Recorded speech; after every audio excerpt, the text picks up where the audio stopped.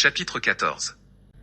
Jésus descendit de la montagne, et, seul, durant la nuit, il passa de l'autre côté du Jourdain.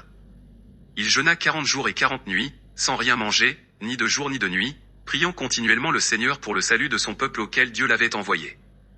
Les 40 jours passés, il eut faim. Satan se présenta à lui et le tenta par beaucoup de paroles, mais Jésus le chassa, en vertu des paroles de Dieu. Satan partit, les anges vinrent et servirent à Jésus ce qui lui était nécessaire. Revenu dans la région de Jérusalem, Jésus fut retrouvé par la foule avec une joie extrême. Ils le prièrent de rester parmi eux, car ses paroles n'étaient pas comme celles des scribes, prononcées avec autorité, elles touchaient le cœur. Jésus, voyant que grande était la multitude de ceux qui revenaient à leur cœur pour marcher dans la loi de Dieu, gravit la montagne. Toute la nuit, il se tint en prière. Le jour venu, il descendit de la montagne et choisit les 12 apôtres, et parmi eux, Judas, celui qui fut mis à mort sur la croix.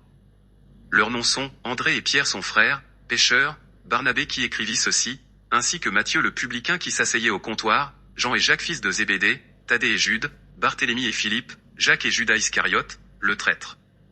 Il leur communiqua toujours les secrets divins, mais il fit de Judas l'Iscariote l'intendant de ce qu'on lui donnait en aumône. Mais lui, voulait la dîme de tout.